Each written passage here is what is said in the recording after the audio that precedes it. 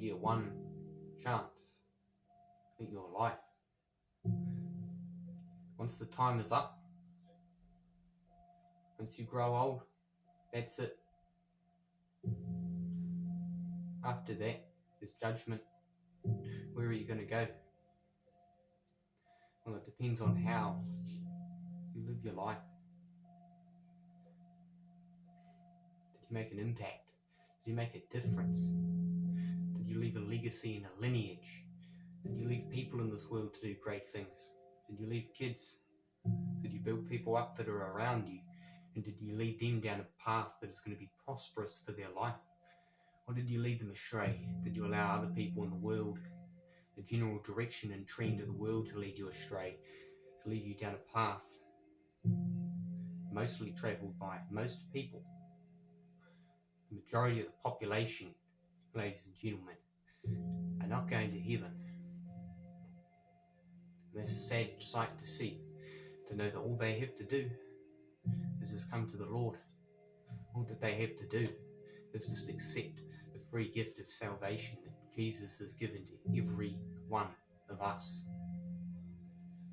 But they love their life too much. They love their sin too much. They love the world too much because it feels good in the moment, and it really does. It can be something that can be enjoyed as a temporary short part of life, but it will make your life worse as time goes on and you continue to indulge in these habits.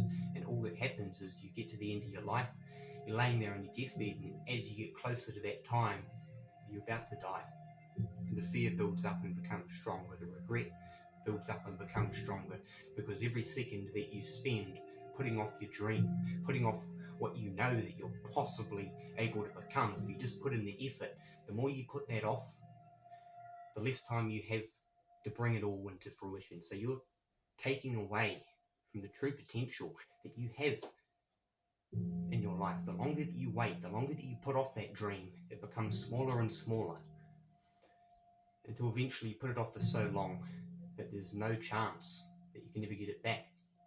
Or your eternity with Christ, your eternity with God in heaven, you can't get it back because you've waited too long. You had chance after chance, and all you did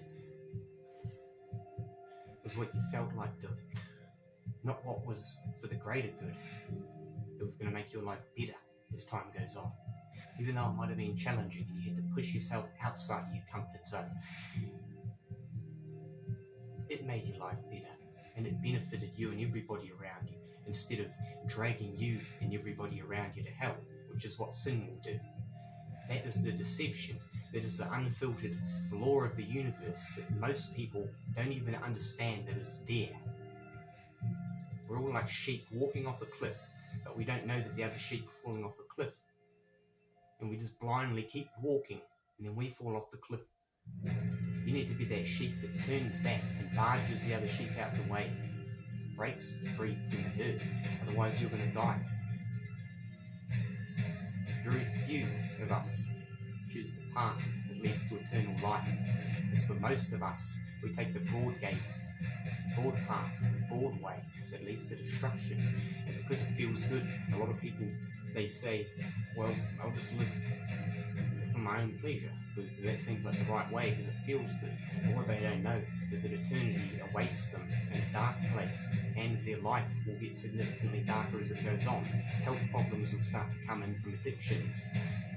Relationships will break apart, divorce will happen, things will go wrong, your car will break down, stuff will just happen to you. It'll just start to seem like you're having all this bad luck the longer you indulge in sin, and the more you resist Christ.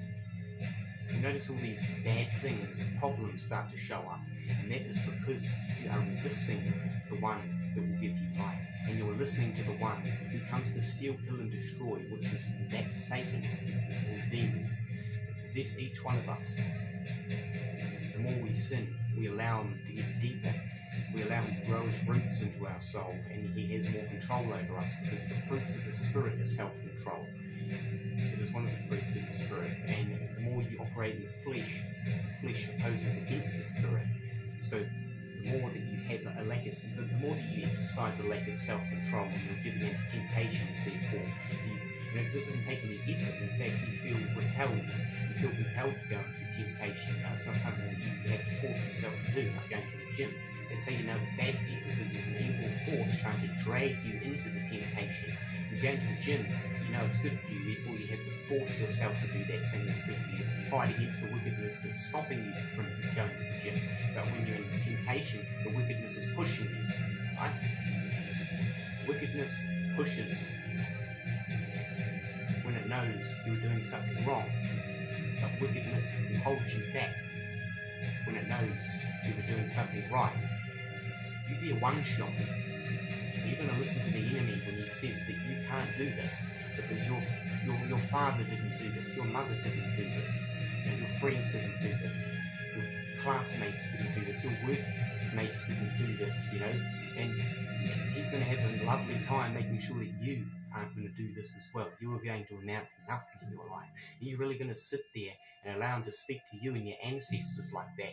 Or are you going to get up and do something big with your life and live your dream?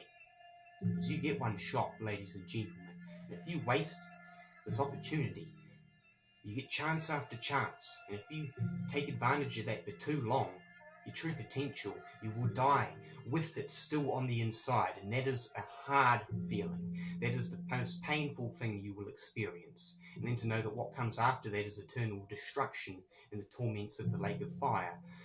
It is not a good place to be. So go turn to Christ. You know he's the way. He's the truth, and he is the life.